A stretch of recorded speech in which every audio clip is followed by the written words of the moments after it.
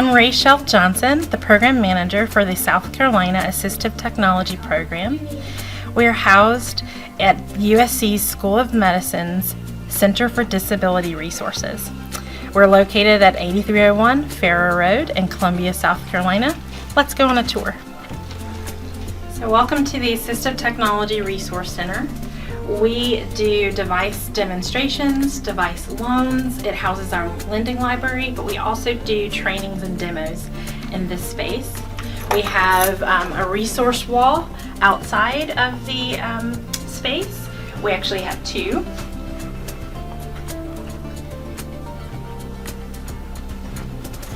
And we have more resources when you come in, and a large resource wall of assistive technology tools and strategies as well. So we reimagined the space a little bit to have a training area that's dedicated for training. We do demonstrations here, but we also do assistive technology labs in our training space. And into the demo space,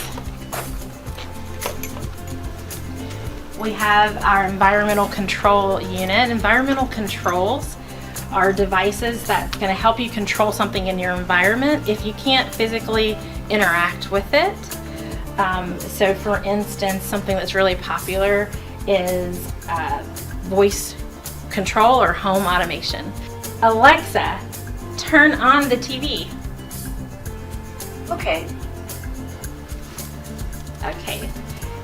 And we have a computer access section here, and this is all different types of tools that's going to help someone physically control the mouse or the keypad or the keyboard or the touchscreen device. And so we have devices that you can use with your eyes to control a computer. We have a variety of head tracking devices as well. Lots of different mouse options, even some that are extremely tiny. That's called a finger mouse. And we have different keyboarding options as well for computer access. Next, we have communication devices. We have eye gaze devices, and we also have an EMG control device. We have low-tech communication devices, anything from communication boards to single message devices. Hello. And we have reading, writing, and math help with assistive technology, lots of low-tech tools. And all of these things are available for loan. We have adaptive books for display to try out.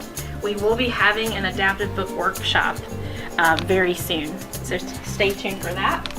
We have lots of touchscreen communication devices, and that ends our communication section. We have hearing and vision resources all along this side, so lots of different magnifiers and tools for vision.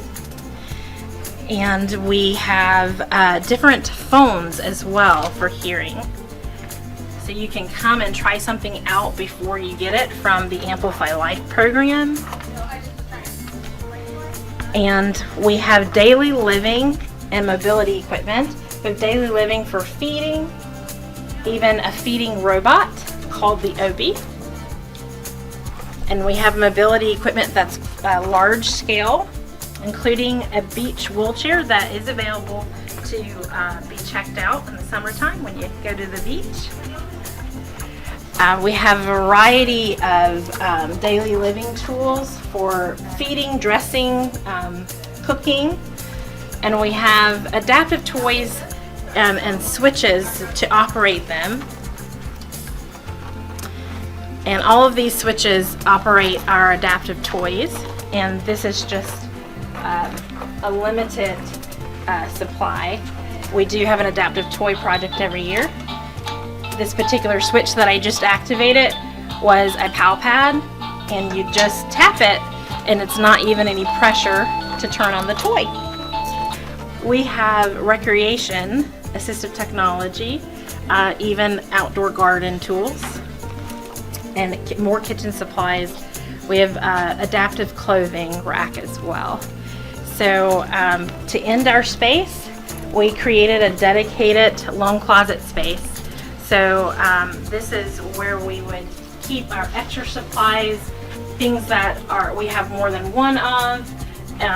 For instance, I'll open up the communication cabinet to show you that we have more devices for communication than we had out on the demo table.